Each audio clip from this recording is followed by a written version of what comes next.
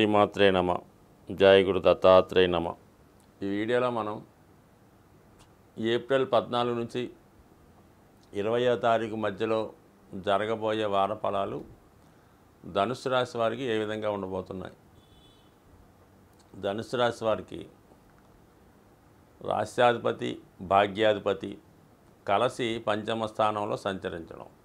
So ఇది ఒక విధంగా ఈ రాశి వారికి వారిలో ఉన్నటువంటి టాలెంట్కి తగిన గుర్తింపు వస్తుంది. అంటే ఈ కాంబినేషను అటు 3 తరాలకు ఉపయోగపడుతూ ఉంటుంది. సంతానానికి ఉపయోగపడుతుంది, తండ్రి గారికి ఉపయోగపడుతుంది, వ్యక్తిగతంగా వారికి ఉపయోగపడుతుంది.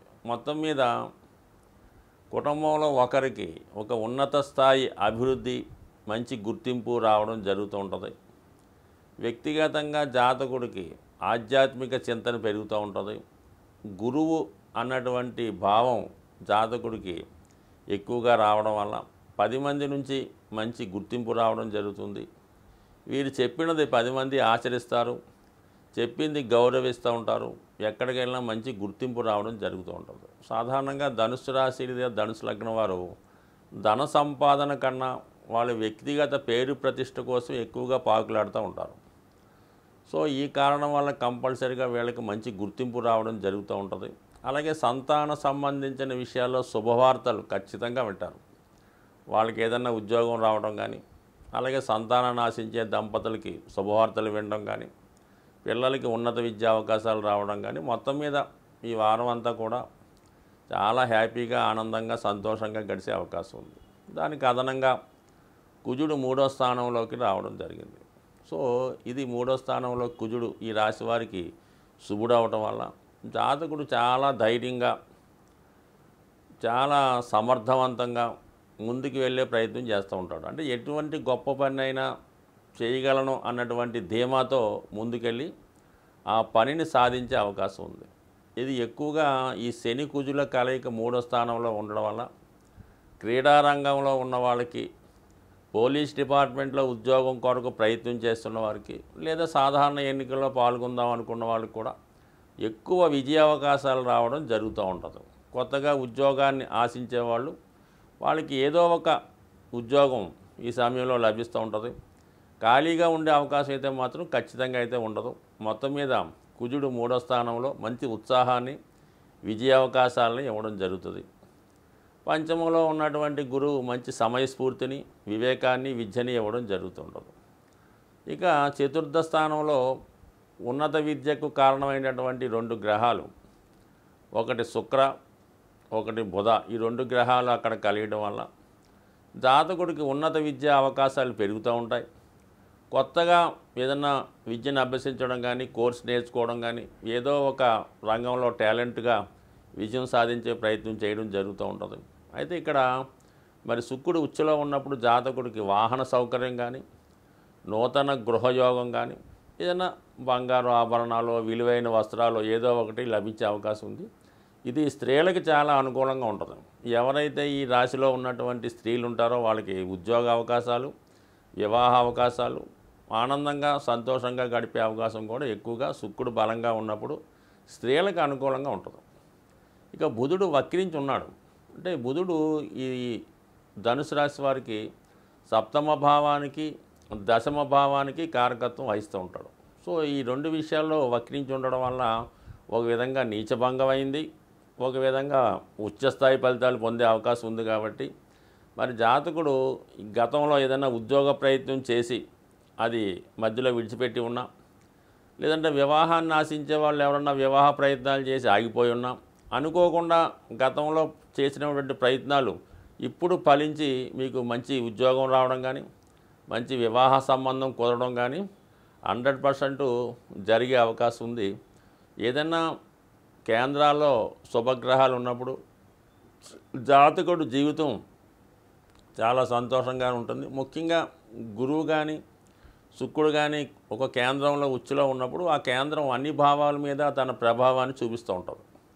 4వ స్థానం బలంగా ఇప్పుడు ఉండడం వల్ల అటు ఉద్యోగ సంబంధించిన విషయాలు, అటు వివాహానికి సంబంధించిన విషయాలు, అలాగే వ్యక్తిగతంగా జాతకుడి యొక్క ఆరోగ్యం అవ్వచ్చు, ఆనందం అనొచ్చు, ఐశ్వర్యం అవచ్చు, ఇవన్నీ కూడా అనుకూలించే అవకాశాలు చాలా బలంగా ఉంటాయి.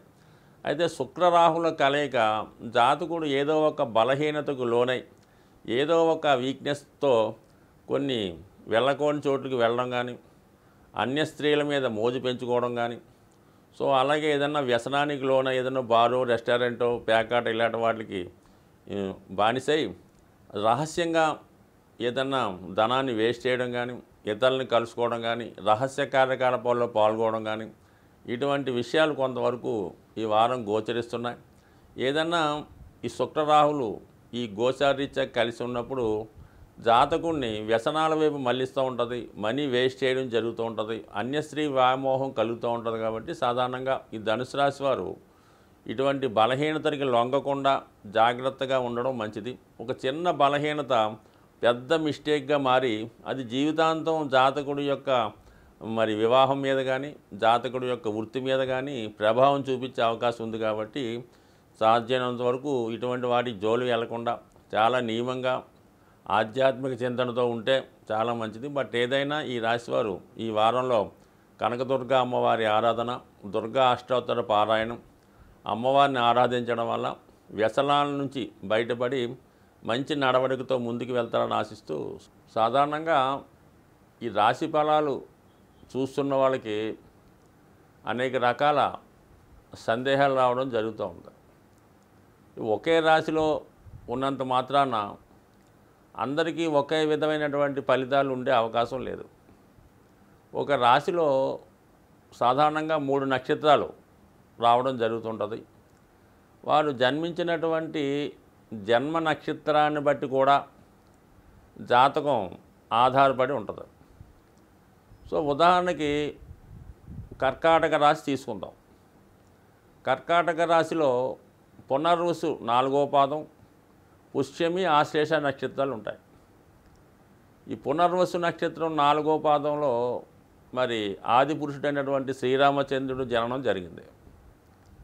అదే ఆశ్లేష నక్షత్రంలో మరి లక్ష్మణుడు, ఆదిశేషుడు లక్ష్మణుడు గాను, శత్రుఘ్నుడు, ఈ 2 కూడా కవలలు ఈ ఆశ్లేష నక్షత్రంలో జన్మించడం జరిగింది.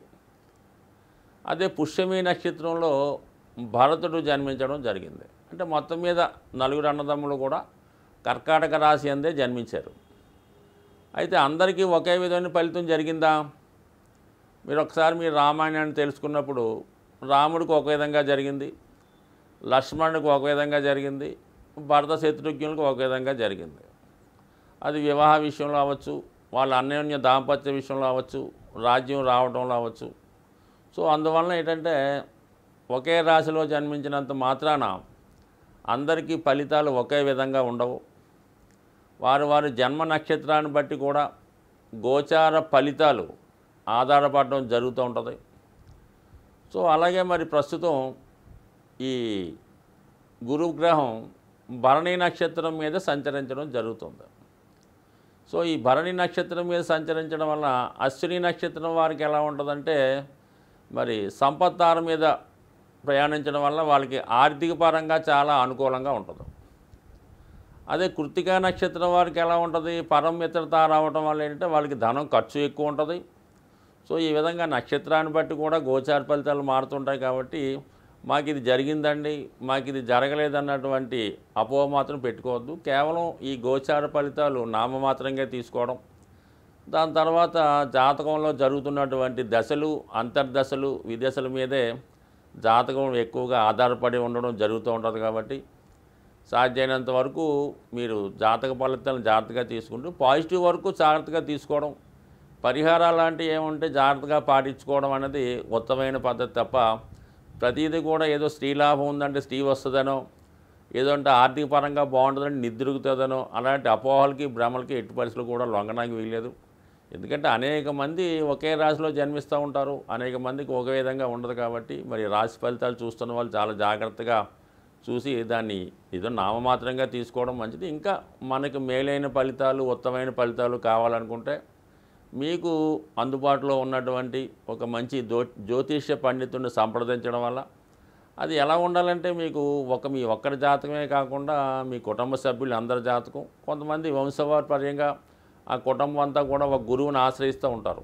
ఆ విధంగా వాళ్ళు ఖచ్చితంగా అందరి జాతకాలను బేరీచేసి అందులో మీ జాతకాన్ని కూడా పరిశీలించి చెప్పడం జరుగుతుంటారు తప్ప కేవలం మీ ఒక్క వ్యక్తిగత జాతకం బట్టే కాకుండా మీ భార్య, మీ పిల్లలు, మీ అన్నదమ్ములు అందరి జాతకం కూడా జాతకం మీద ప్రభావం చూపిస్తుంటాయి. కాబట్టి ఇది చాలా సున్నితమైనటువంటి వ్యవహారం తప్ప ఏదో గురువు వచ్చాడు, శని వచ్చాడు, ఈ జాతకాలు మారిపోతాయని మాత్రం ఎట్టి పరిస్థితులు కూడా అనుకోవద్దు.